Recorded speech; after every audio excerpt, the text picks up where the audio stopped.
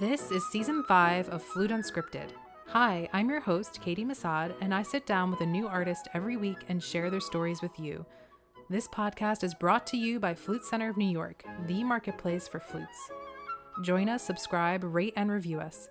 Use this podcast promo code LISTEN for some special perks.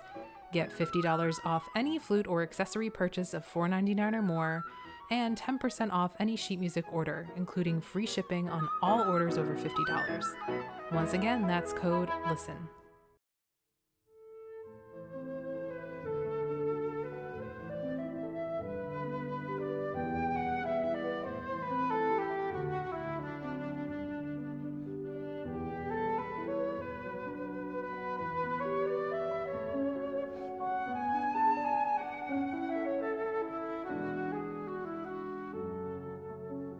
Flutist Mark Sparks is the principal flutist of the St. Louis Symphony, is a captivating soloist, an in-demand teacher, and an avid writer.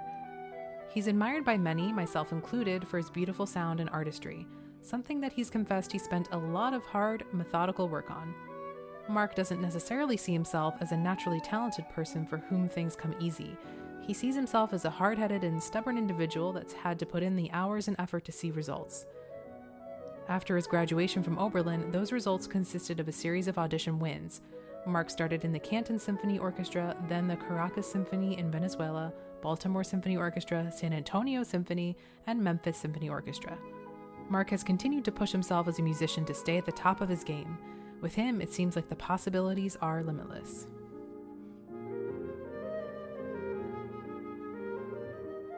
Mark, it's an honor to have you here at Flute Center. Thanks so much for coming by. Thank you. It's great to be here. Yeah, your masterclass was here at Flute Center New York yesterday, and it was really fantastic. So, thank you. You're doing another full day of teaching. Is that normal for you to kind of lump in these masterclasses and big teaching days all at one, get everything in that you can? Yeah, I like to try to do that. Yeah. And I'm always pleased if there are some students who want some lessons. You mean like some older students that come back? Any students. Yeah. I really like to teach. It's fascinating and it's fun, and I really like all the different people. And I like the communication. I like to sort of get outside of my bubble. Yeah. And I'm always curious about, how people play, why they play, and what's going on like a puzzle in their minds. Almost? Every student, I feel like, every person is sort of a puzzle, aren't they? Yeah, I suppose. Yeah. You started playing the flute at age of 8, and you were very musically involved at a young age. You did music prep programs. You went to the Cleveland Institute to do that, and you studied piano, music theory, and ballet too. Is that right? Well, in those days, it was called Dalcroze. Oh, yeah. I've talked to Christina Jennings, who does a lot of that stuff. Yeah. And then it became sort of, I think, Eurythmics. Yeah. There, and I don't know what it is today.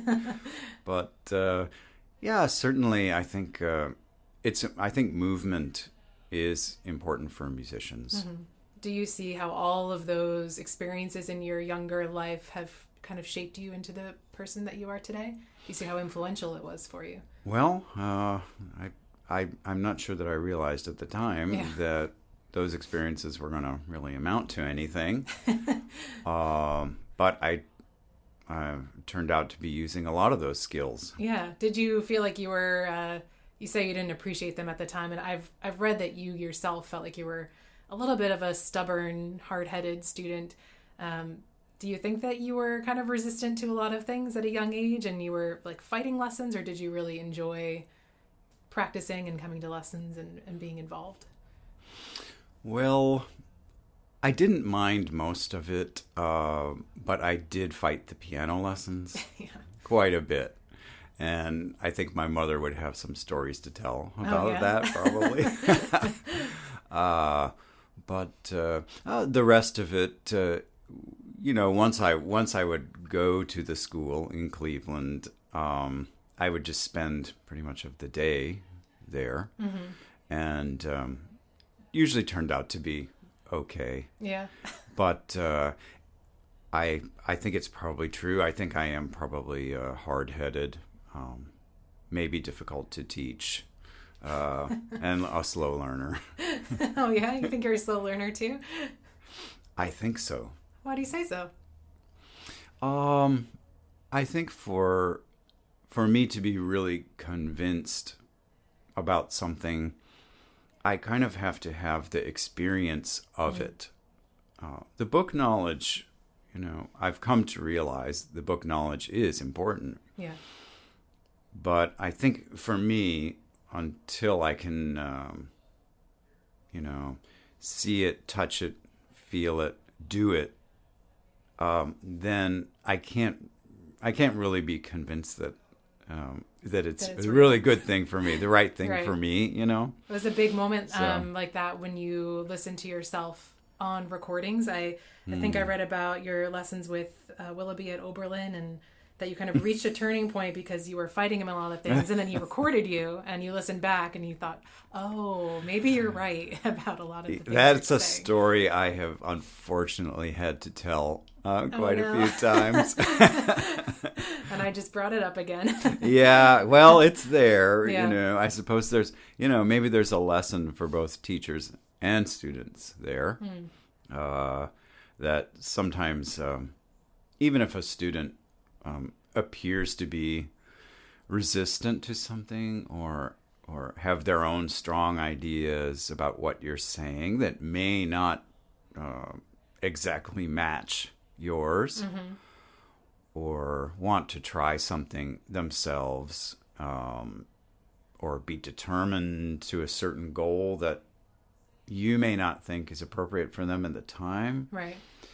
That you kind of have to let it play out sometimes, and be patient. Maybe there's a time for the right kind of confrontation. And I think Willoughby had a lot of wisdom and experience by that point. And he kind of knew what to do with me. He'd seen me before. Yeah.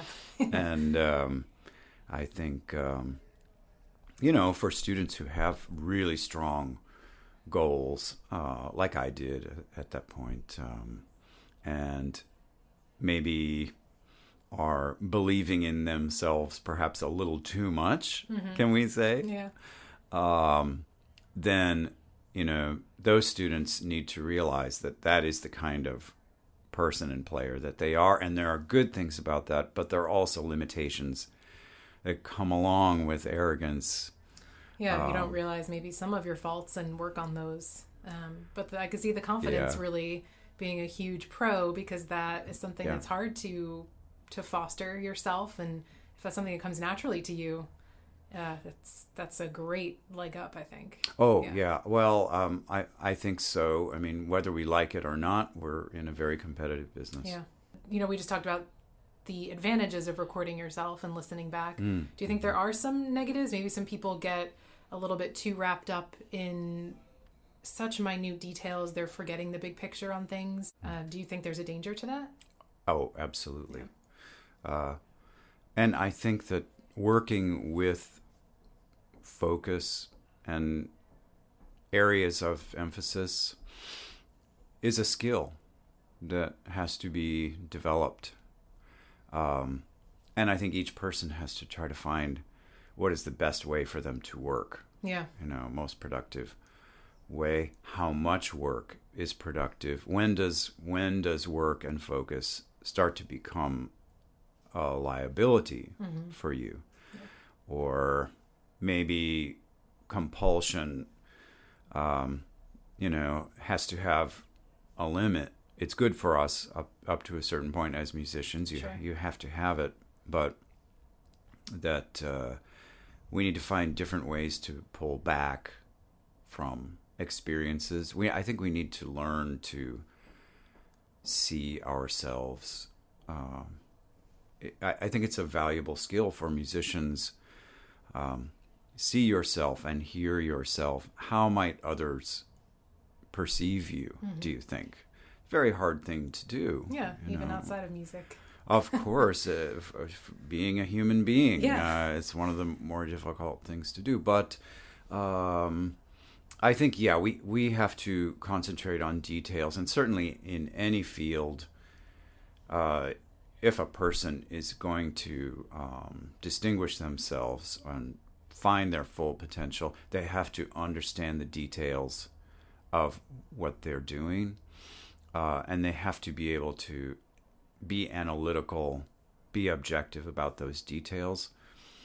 But I think it's important to, at some point, say you're practicing something, and it's important to, at some point, stop and pull back, record it, but listen to yourself as you think an audience member might listen to it.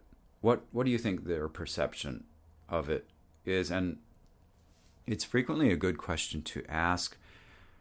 We have to stop and ask, how would we perceive our playing of the piece if we didn't know it? Well, yeah, which is hard to do. Yeah, take yourself out of it. But it's such an important question, and it leads right to the heart of, I think, playing soulfully, playing truthfully, sincerely, respecting the composer by asking, why did the composer do that? Why does the music sound like it does? What do you think was going on in their mind? What is the message that the composer wanted you to understand but can't tell you? Why did they choose that note? You've heard the piece many times. You know the next note. Right, you take it for granted, maybe. We take so much for granted. Well, and that's another challenge of being human, isn't it? Yeah. Yeah. We don't stop to pull back and say, so I'm having this kind of experience now, aren't I? Yeah. Or myself, the person there, is having this kind of experience, and what does that mean, and why is that happening? So I think, a lot of that just comes with being curious, staying awake, those kinds of things, and being aware that that change of focus on experiences is very important. It's a very important thing to try to learn, and not always easy, because our emotions are always in there, creating all that turmoil. You have a lot of really helpful advice to impart. Do you give this to your children as well? Because they're both musicians, right? And is that something? No. My kids, no. They turned out to not be. Oh, okay, they did study music for a little while. Though, they right? did. Yeah, they did. I think my daughter still plays harp. Yeah.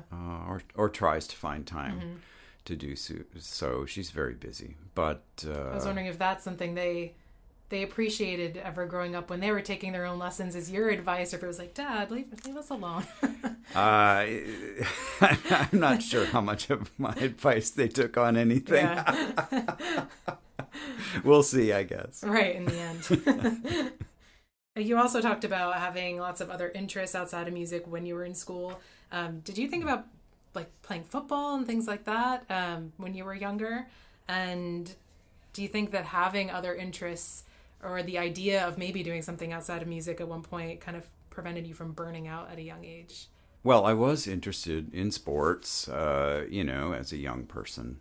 And I felt like I had some skills there. And I had some good experiences and not so good experiences with sports.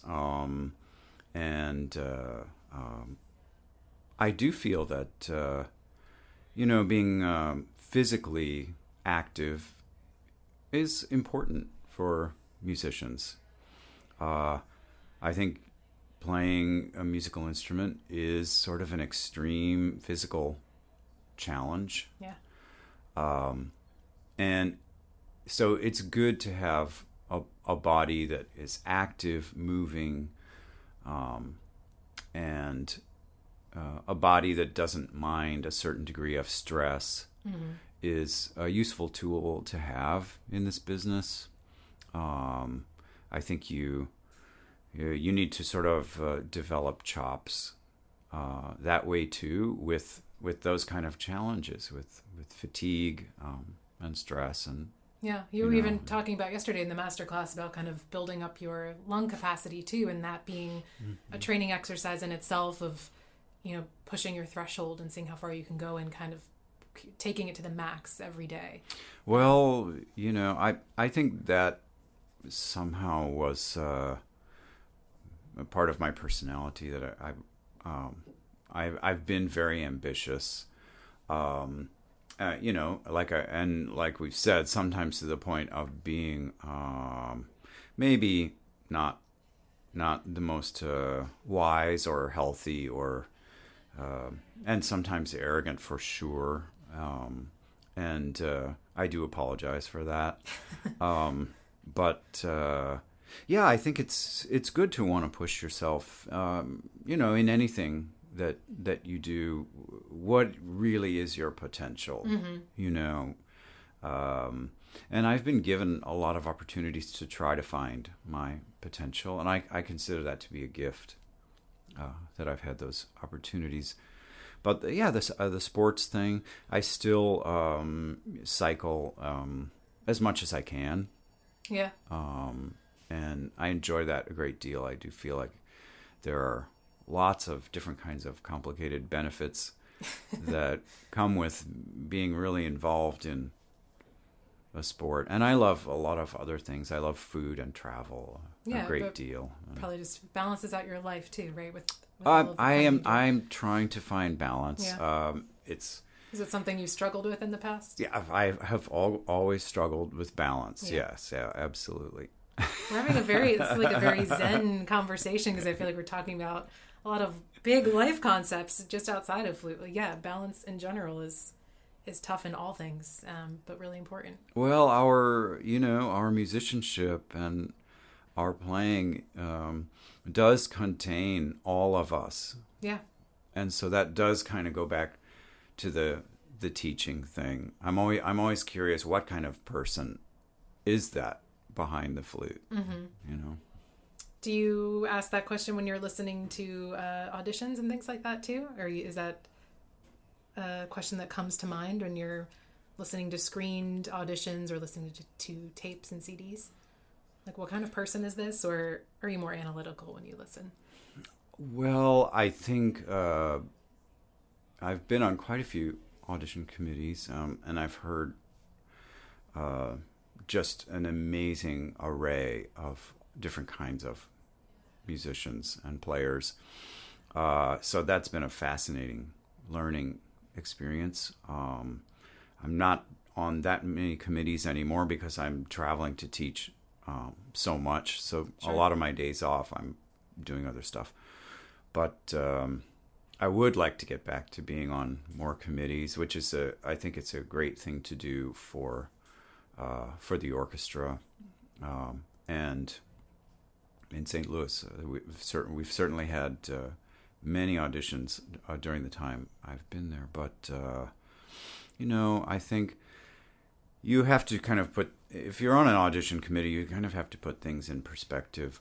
There are a lot of players coming into audition, and you have very little time to evaluate them, and it's a big responsibility. Mm-hmm. Having been the person who is auditioning many times, right? It's frightening to realize how little time you have to judge them, and so little information. Mm-hmm. And what a sacrifice that they have made, to be there.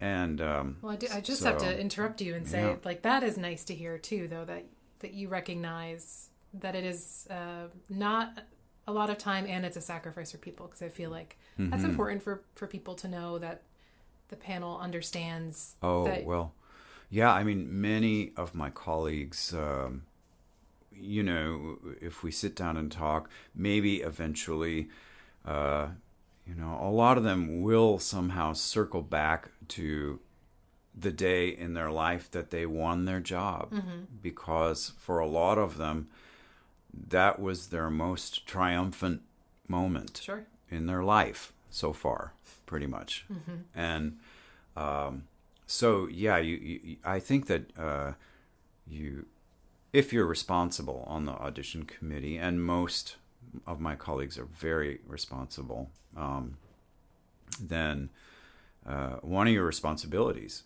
is to realize what is going on, what is really going on. And what's going on is that person on the other side of the screen has given everything most of the time to be there. So you kind of feel like you have to give them everything, and it's very hard to do. It's very hard to maintain your concentration. Sure, it's a grueling day. Oh, days. Days. Yeah, Right? yeah. Not even days. And so you do kind of have to, unfortunately, you do kind of have to reduce the situation to its essential elements. In the first rounds of an audition, when you're evaluating players, it has to be all business. Yeah. And then maybe later, hopefully the players that you thought should be advance. Sometimes they don't. But maybe later you have a little more time to, after you hear them more, a little more time to sort of get to know who you think that person is. There are different kinds of musicians. Yeah. And then by the finals, I think everybody sort of settles on their preference, even before the finals begin. Yeah. And then at that point, it's hard to stay open-minded. Oh, I'm sure. Right, Yeah. right. So it's all kinds of challenges that go along with that.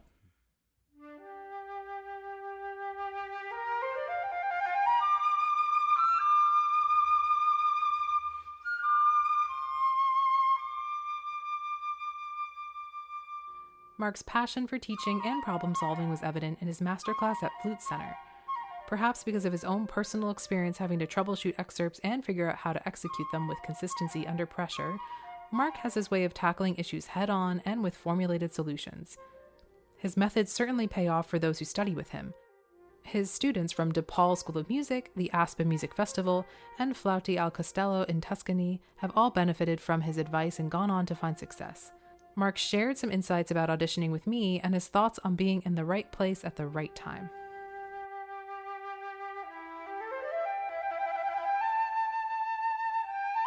I want to talk about your experience on the other side, being the auditioner and being the person behind the screen.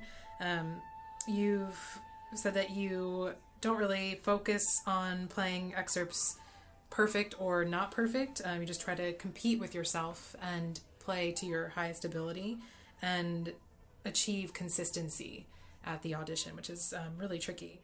How do you think that you execute that, the consistency and the focus on the day of the audition? You've been very successful, and you've taken a few. Well, I think success has come, but a lot of luck came as well, and I think that always does sort of play into it. I think your job is to, when luck comes, to be there. Be there on time. Right. It will come. Yeah. If you're honest about your intentions, and your heart is really in it, I think the universe listens to that. And I think the luck will come, but you have to be there at that intersection, Yeah. At the right time, and that's hard to do. But I think there are many different ways we can try to prepare ourselves for performance, and for repeated performance, trying to do better, or just do as well as you did. I've always been influenced more and more by the use of the recorder in preparation, in practice. and I think it can be very useful. Like we were talking about developing sort of another person who observes this person who is you playing the flute and performing and being a musician. Yeah. And is in a position to sort of, make useful comments about it. And that's a hard thing to do too, isn't it? Like to stay positive. I mean, we become so critical. We're so frequently criticized. And I think if success does come to you, one thing you realize is that you're more open to criticism than ever. That's interesting, but yeah, probably very true. Yes, absolutely. And, maybe just being successful, so to speak, whatever that is, that doesn't increase your value. Yeah. But maybe it feeds your ego just enough so that you're more receptive to the. Well, there's a lot of traps. Yeah. To fall into there, it's easy to stop listening. It's easy to say, well, I have a formula that works, and now I'm just going to do that over and over again. How do you personally make sure that you're always pushing yourself and being an advocate for yourself? Well, you got to ask questions all the time. You can't lose your fundamental curiosity that drove you to it in the first place. You got to keep asking questions. What could it be, and what does it mean? Why is the music that way? Why are you playing it that way? Have you really thought of possibilities? What are you really capable of? All those kind of things we've been talking about. But I think consistency as a performer, and certainly as a professional, not just in music, but any field, I think consistency is tough. Yeah. It takes attention. I think you have to, when you get up every day, you have to remind yourself to wake up. Because just because you open your eyes doesn't necessarily mean that you're awake and that you're really functioning. Right. It's very appropriate for today. I can relate. I had those thoughts this morning. Well, the weather's not helping. Yeah, it's 6:30 and it's pitch black out. So that I'm takes awake, but I'm not. even more power than of sitting there for a moment and saying, you wake up. Yeah. Do you have any morning rituals? I know that when you started to write your books that are out now, that was something that you kind of forced yourself, speaking of waking up early, to get up early and put in that work. Was that? Well, I feel like the books is kind of for some reason a mission that eventually sort of chose me to do. They're ideas I've been thinking about, virtually my entire professional career. Yeah. And I just didn't have the motivation or the certainly the technique with the music writing program in order to do it, and kept putting it off and putting it off and concentrating on other things. And I did find that when I had the idea that it might be possible for me to write some different kinds of books. I don't think there are any books quite like mine out there right now. That may be positive or not. Maybe they're just crazy. I don't know. But it does seem like some flutists are able to understand, what I'm trying to communicate. And find it useful, thankfully. But I did find that somehow I started waking up early, and the ideas would just start, like, swirling around in my mind. So going back to sleep was not an option. Right. And so I did develop the skills with Sibelius, and I started trying to figure out how to put some of this stuff down that I've learned. And it frequently turns out to be before rehearsal in the morning for a few hours. Yeah.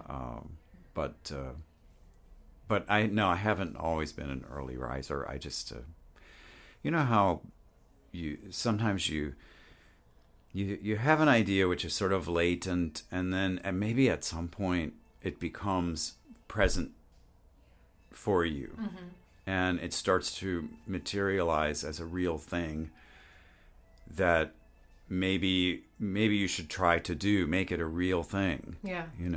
Create something or maybe some original thought that you have had suddenly sort of reaches a point where it becomes very present in your mind, and you keep kind of thinking about it over and over again, anyway, that's what happens to me sometimes. And then at that point, you make the time. I know. Well, it kind of is made for me. Yeah. I feel like it kind of takes over a little bit, But yeah, the books have been quite a journey so far. And before you were working on those, you've been a contributing editor, right, to Flute Talk. Mm-hmm. So you're used to writing for publications and just writing in general. So is it something that you do enjoy, writing? I do. Yeah. And I think it's a very difficult skill, very challenging. And I haven't always had confidence that I would be able to write anything well or worthwhile. But gradually, I did decide to try. I was in Hawaii, and I was in a house, and it was up in the hills, and it was quite chilly up there, and the rain would come, and the house would get sort of chilly and damp and cold. Like so many of the doors, were just open to the open air, and it kind of inspired me to reflect about, what I want to do, with the rest of my career. I've been very fortunate. I've achieved, some of my goals. Yeah. And I had been thinking more and more about, flute playing. What do I really think about flute playing and music, and would I be able to write that down? So I found out that Patricia George was the editor of Flute Talk, because that was the flute magazine that I knew was there, because I think they had interviewed me at some point. And so I sort of remembered, or I had their number somewhere, and I called, and I said, I want to talk to Patricia George, the editor. So I finally got in touch with her, and I told her about, we immediately hit it off, and I told her about some of my ideas that I was thinking about writing them down, and she was so encouraging to me, to give it a try, and so on. And so there started a very good friendship and working relationship. She's very, very, very knowledgeable person about flute and music. I have a lot of respect for her. But that's been something that has sort of developed on and on. I think she's perhaps I don't know, maybe she's a little mad with me right now, because I haven't written anything for Flute Talk for a while, because I've been trying to write these books. Yeah. It's something that I think is fascinating, just talking with you more, and you were talking about arrogance and topics like that. But when I was reading about you, you had said a few times that you actually never thought that you were very intrinsically talented, like given natural gifts, and it's something that you had to work on yourself, and it's something you had to put the work into, and that's where your abilities lied. Did you ever struggle with confidence yourself and kind of waver in your confidence? Oh, sure. Yeah. Absolutely. I think when you try for the competition, or you, or maybe somebody tells you at some point that you're not really that good, or maybe questions whether you should be doing it.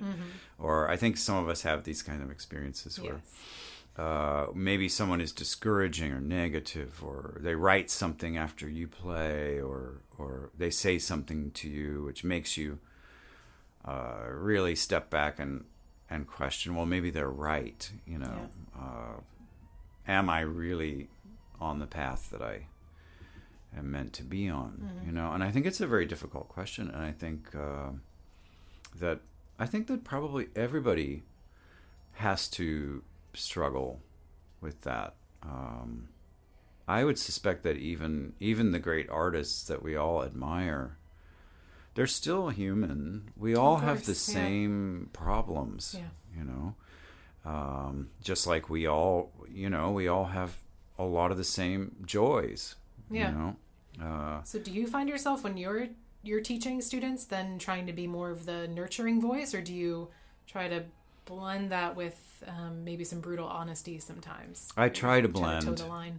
I try to blend. I do try to address stuff which maybe is hard to put into words, and sometimes successfully and sometimes not so.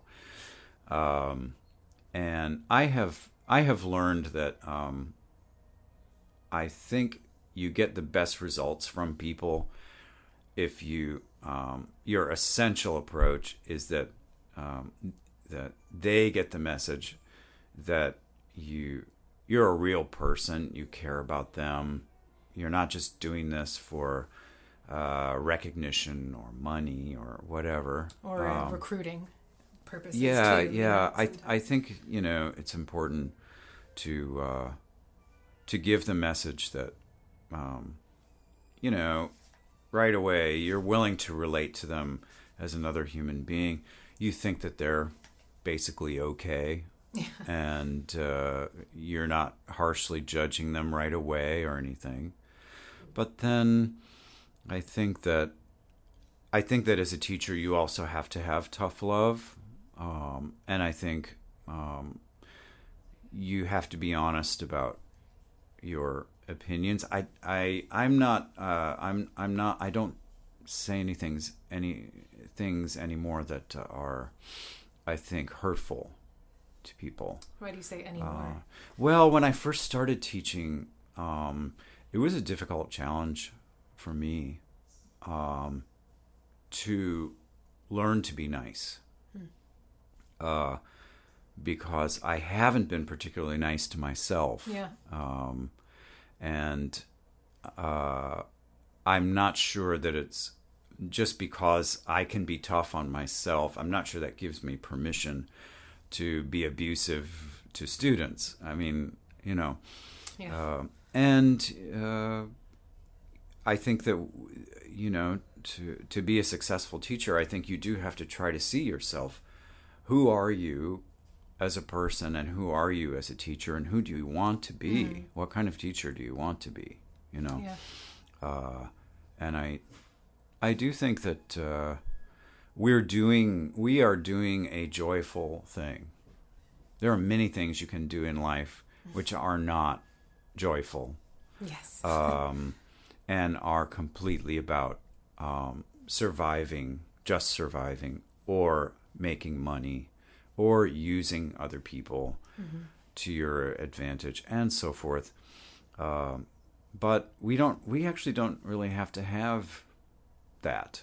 If we don't want it, we don't have to have it. We have the choice to be joyful, and I love that too, because I feel like there's almost a pressure to take on the persona of like the suffering artist, and that you are not great unless some part of your life is really suffering, or really I don't know, you're struggling personally but you're successful professionally, or vice versa. Like there can never be a balance, or something has to be, you have to be fighting against something all the time. And I think I wish more people would talk about you can choose to be joyful, and it doesn't have to be that way. I think some suffering is good. Oh, yeah. Sacrifice, is I essential, but yeah. Yeah. If you're really trying to achieve high goals, I think you will suffer in some ways. True. And there are sort of all these idiomatic ways which we're supposed to. It sort of goes back to that balance, and that's hard. It's hard to find. What circumstances help you feel balanced? Yeah. When you are balanced, what are you like? So I do think there has to be definitely has to be some toughness in any career endeavor that's really worthwhile. Yeah. And maybe some of the processes are not that pleasant. You have to have discipline and everything, but I think you also have to know how to step back and look at it, how to take care of your career, take care of yourself, look at your life as a gift, and that time is passing, and what are the things that you need to do to make you into the person that that you dream of being, and in order to do that, I think you do have to, if you have something you're determined to do that you love, or you think that you want to do it, or you have to be able to get away from it sometimes in order to see it. And I think that's a kind of a difficulty as well. As we get older. How do we get away from it? Yeah. And take a look. Yeah. But I think there are many ways to do that if you really sit down and think about it. I had one last question for you, since you were talking about different projects that are always on your mind and that they come into your life and then you get focused on them, and kind of that in and out. Is there a next big project on your horizon? I know the books are now a process and you are putting them out one at a time. Do you have anything else set in the future that you're excited about? I do have quite a few works that I'm interested in arranging or transcribing. And I've managed to publish a few of those over the last year, but I have a long list. And I think, sometimes people say about arrangements, they say, well, don't you have enough flute music already?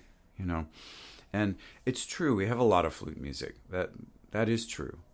But there is so much great music in the world. And I think what's wrong with playing more of it? Yeah. And it's a little bit of a question for flutists, I believe, anyway, when you, for example, if you take just about any great composer of the Romantic period, for example, sometimes you're hard-pressed to name their flute piece. What is it? Of course. What flute pieces are there by Tchaikovsky, for example? Very hard to find one,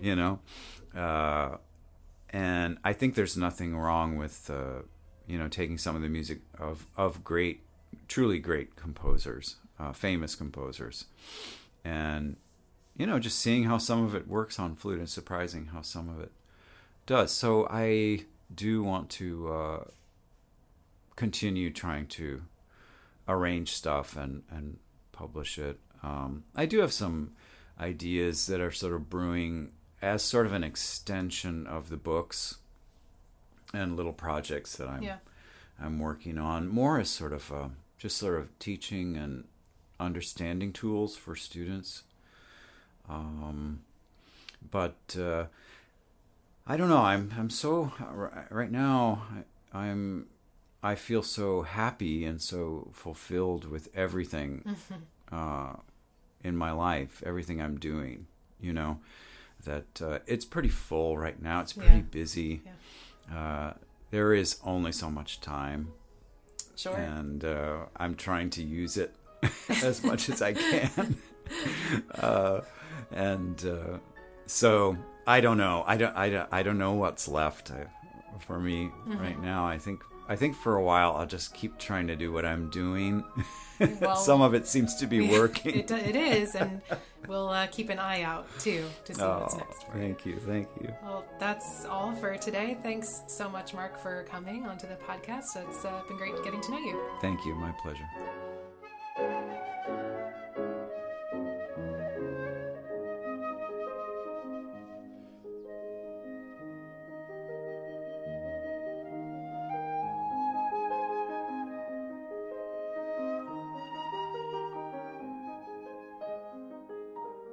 Talking with Mark was enlightening, and it was interesting to learn about his passion for writing, for arranging works for flute and piano, and for sharing his thoughts and ideas through his series of excerpt books. Mark's books are useful tools for an in-depth study of specific orchestral excerpts. His Tone Development Through Orchestral Repertoire series and Orchestral Excerpt practice books are available for purchase through Flute Center.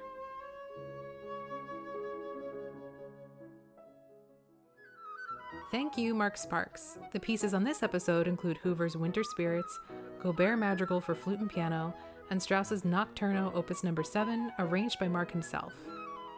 This has been an episode of Flute Unscripted. This podcast is sponsored by the Flute Center of New York. Visit our website at flutesforsale.com for the largest selection of new and pre-owned instruments. Remember to use this podcast promo code LISTEN for discounts on flutes and sheet music. Special thanks to our owner Phil Unger, the Flute Center team, and Stefan Haskoldsen for our theme music.